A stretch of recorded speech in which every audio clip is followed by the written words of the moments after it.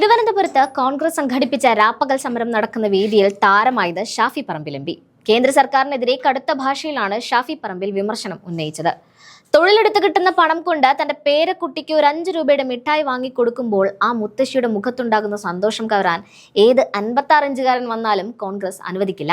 ഷാഫിയുടെ വാക്കുകൾ നെഞ്ചിലേറ്റുകയാണ് കേരളം. പ്രധാനമന്ത്രി മോദിയും മോദിയുടെ BJP സർക്കാരും തൊഴിലുറപ്പ് പദ്ധതിയെ തകർക്കുവാൻ നോക്കുമ്പോൾ അതിന് അനുവദിക്കില്ല എന്ന് ഉറക്കെ പ്രഖ്യാപിക്കുകയാണ് ഷാഫി പറമ്പിലും കോൺഗ്രസും. തൊഴിലുറപ്പ് പദ്ധതിയിലൂടെ ലഭിക്കുന്ന തുച്ഛമായ വരുമാനം കേവലം ഒരു തുകയല്ല, മറിച്ച് നമ്മുടെ അമ്മമാരുടെയും സഹോദരിമാരുടെയും ആത്മാഭിമാനമാണെന്ന് ഷാഫി പറമ്പിൽ ഓർമ്മിപ്പിച്ചു.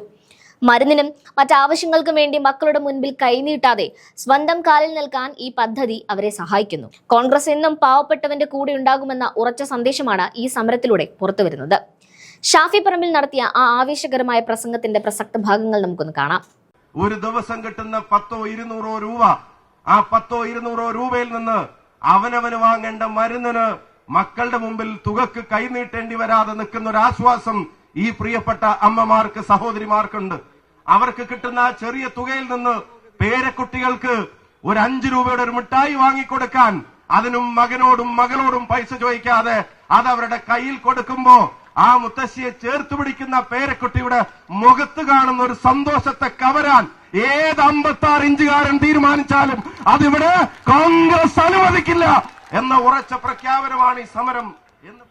ഈ ധർമ്മസമരത്തിന് പോരാട്ട വീര്യവുമായി കടന്നു വന്നിട്ടുള്ള ഞങ്ങളുടെ എല്ലാവരുടെയും പ്രിയപ്പെട്ട അമ്മമാർ, സഹോദരിമാർ, തൊഴിലുറപ്പ് പ്രസ്ഥാനത്തിന്റെ കരുത്തായ പ്രിയപ്പെട്ട തൊഴിലുറപ്പ് പ്രസ്ഥാനത്തിന്റെ ഈ സംരക്ഷണ കവചം ഒരുക്കി ഇവിടെ വന്നു ചേർന്നിട്ടുള്ള എല്ലാ പ്രിയപ്പെട്ട അമ്മമാരെയും സഹോദരിമാരെയും ആദ്യമായി ഹാർദമായി വേദിയിലേക്ക് സ്വാഗതം ചെയ്യാൻ ആഗ്രഹിക്കുക.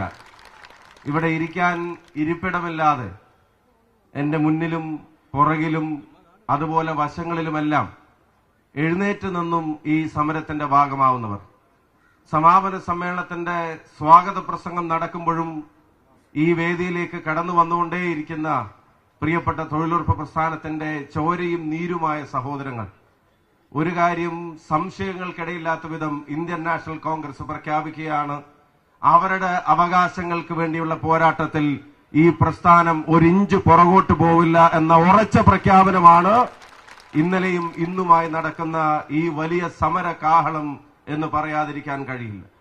അത്യുജ്വലമായ സാന്നിധ്യം, രാപ്പകൽ വ്യത്യാസമില്ലാതെ ഈ സമരത്തെ കേരളത്തെ ജനാധിപത്യ വിശ്വാസികളുടെ ശ്രദ്ധയിലേക്കും രാജ്യം ഭരിക്കുന്നവരുടെ അവരുടെ ധിക്കാരത്തിനെതിരായിട്ടുള്ള ഒരു സന്ദേശത്തിന്റെ കരുത്തുമായി മാറുകയാണ്. ഇന്നലെ കാലത്ത് പ്രിയങ്കരനായ സംഘടനാ ചുമതലയുള്ള കോൺഗ്രസിന്റെ ജനറൽ സെക്രട്ടറി പ്രിയപ്പെട്ട KC വേണുഗോപാൽ MP ഉദ്ഘാടനം ചെയ്ത ഈ സമ്മേളനത്തിലേക്ക് സഹപ്രവർത്തകരുടെ, സഹോദരങ്ങളുടെ, തൊഴിലുറപ്പ് തൊഴിലാളികളുടെ ഒഴുക്ക് ഇനിയും നിന്നിട്ടില്ല എന്നുള്ളത് നമുക്കെല്ലാവർക്കും മനസ്സിലാവും. ഇത് സാധാരണക്കാരന്റെ കരുത്തിനെ കവരാൻ ആഗ്രഹിക്കുന്ന ഒരു ഗവൺമെന്റിനുള്ള അത്യുജ്വലമായ മറുപടിയാണ് ഈ മഹാസമര സംഗമം എന്നുള്ളത് നമുക്ക് പറയാതിരിക്കാൻ കഴിയില്ല. ഈ തുക, തൊഴിലുറപ്പ് തൊഴിൽ ചെയ്ത് അവർക്ക് കിട്ടുന്ന തുക, അതെന്തിനു വേണ്ടിയാണ് ഉപയോഗിക്കുന്നത് എന്ന് തിരിച്ചറിവുള്ള ഒരു ഗവൺമെന്റും ഈ പ്രസ്ഥാനത്തിന്റെ കടക്കലിൽ കത്തിവെക്കാൻ നോക്കില്ലായിരുന്നു. അത് വിനിയോഗിക്കപ്പെടുന്നത് അവരുടെ നിലനിൽപ്പിന് വേണ്ടിയാണെന്ന് തിരിച്ചറിയുന്ന ഒരു ഭരണകൂടവും ഒരു രാഷ്ട്രീയ പ്രസ്ഥാനവും ഒരാശയങ്ങളും ഇതിനെ ഇല്ലാതാക്കാനുള്ള ഒരു ശ്രമങ്ങൾക്കും നേതൃത്വം കൊടുക്കില്ലായിരുന്നു.